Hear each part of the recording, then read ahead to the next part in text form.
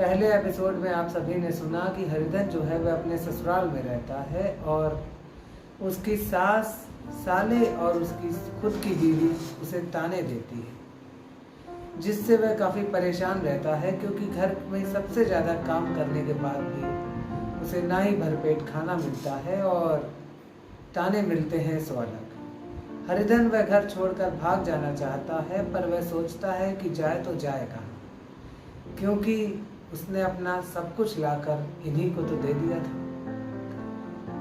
अब स्टार्ट करते हैं इस कहानी का अगला भाग। नमस्कार दोस्तों, मैं हूँ आदित्य द्विवेदी और आपको सुना रहा हूँ प्रेमचंद्र जी की लिखी हुई कहानी घर जमाई का दूसरा भाग।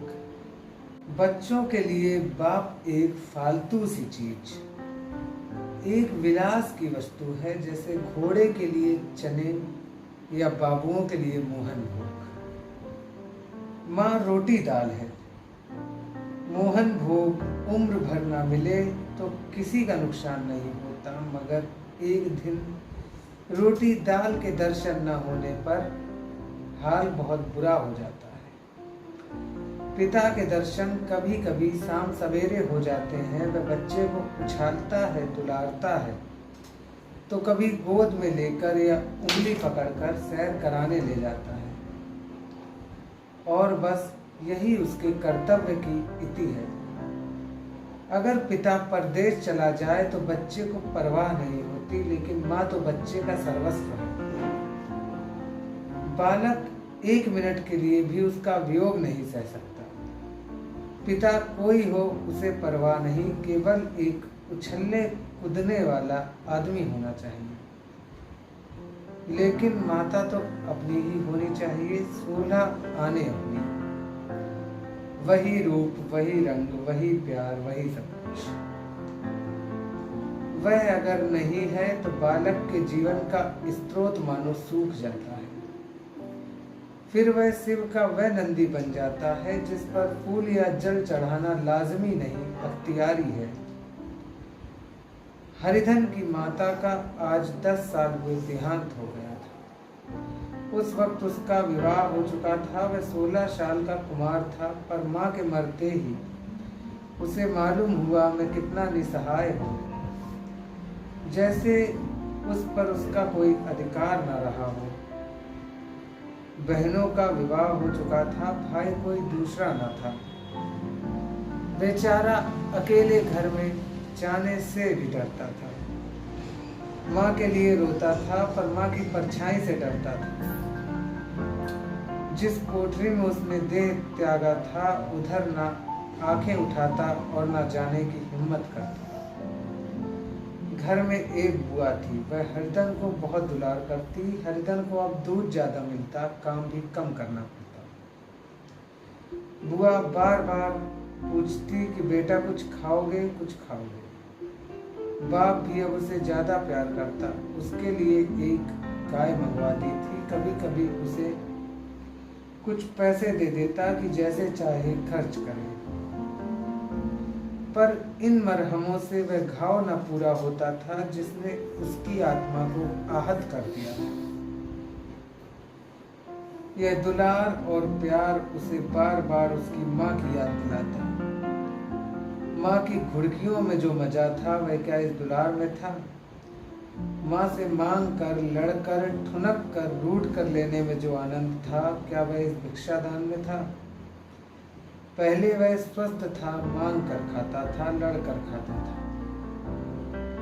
अब वह बीमार था, जब उसे अच्छे पदार्थ खिलाए जाते थे, दिए जाते थे, पर भूख न थी। साल भर तक वह इस दशा में रहा, फिर दुनिया बदल गई। एक नई स्त्री, जिसे लोग उसकी माता कहते थे, उसके घर में आई और देखते ही देखते एक काली घटा की तरह उसके संकुचित भूमंडल पर छा गई। सारी हरियाली, सारे प्रकाश पर अंधकार का पर्दा पड़ गया। हरिधन ने इस नकली माँ से बात तक ना की, कभी उसके पास गया तक नहीं। एक दिन घर से निकला और ससुराल चला आया।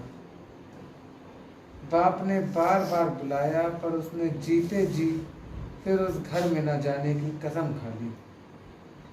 जिस दिन उसके पिता का देहांत हुआ उसे एक ईर्ष्यामय हर्ष हुआ। उसकी आंखों में आंसू की एक बूंद भी न आई। इस नए संसार में आकर हरिधन को एक बार फिर मातृ स्नेह का आनंद मिला। उसकी सास ने ऋषि वरदान की भांति उसके शून्य जीवन को विभूतियों से परिपूर्ण कर दिया। मरुभूमि में हरियाली उत्पन्न हो गई। सालियों की चूहल में सास के स्नेह में, सालों के वाग विलास और स्त्री के प्रेम में उसे जीवन की सारी आकांक्षाएं पूरी हो गई। सास कहती, बेटा तुम इस घर को अपना ही घर समझो, तुम ही तो मेरी आंख के तारे हो। वह उससे अपने लड़कों की बहुओं की शिकायत करती। वह दिल में समझता था कि सास जी मुझे बेटों से ज्यादा चाहती। बाप के मरते ही वह घर गया और अपने हिस्से की जायदाद को कूड़ा करके रुपयों की थैली लिए हुए आ गया। अब उसका दूना आदर सत्कार होने लगा। उसने अपनी सारी संपत्ति सास के चरणों पर अर्पण कर दी और अपने जीवन को सार्थक कर दिया। अब तक उसे कभी कभी घर की याद आ भी जाती थी, पर अब भूल कर भी उसकी याद ना आती। मानो उसके जीवन का कोई भीषण कांड था जिसे वह भूल जाना अच्छा मानता था। वह सबसे पहले उठता, सबसे ज्यादा काम करता। उसका मनोयोग, उसका परिश्रम देखकर गांव के लोग दांतों तले उंगली दबाते थे। उसके ससुर का भाग बखानते जिसे ऐसा दामाद मिल गया। लेकिन ज्यों-ज्यों दिन गुजरते गए उसका मान सम्मान घटता चला गया। पहले देवता, फिर घर का आदमी, अंत में घर का दास हो गया। रोटियों में भी बाधा पड़ने लगी, अपमान होने लगा। अगर घर के लोग भूखों मरते तो साथ ही उसे भी मरना पड़ता, जरा भी शिकायत न होती। लेकिन जब देखता कि और लोग मूंछों पर ताव दे रहे हैं, केवल मैं ही दूध की मक्खी बना दिया गया हूँ, तो उसके अंतःस्थल से एक लंबी ठंडी आह निकल जाती। अभी उसकी उम्र 25 ही साल की तो थी। इतनी उम्र इस घर में कैसे गुजरेगी, और तो और उसकी स्त्री ने भी आंखें फेर ली। यही हरिधन के लिए उस विपत्ति का सबसे क्रूर दृश्य था। इस भाग के लिए बस इतना ही। अब मिलता हूँ आपसे अगले भाग में इस कहानी को और ही रोचक बनाते हुए हरिधन के जीवन के अगली जानकारी के साथ। धन्यवाद।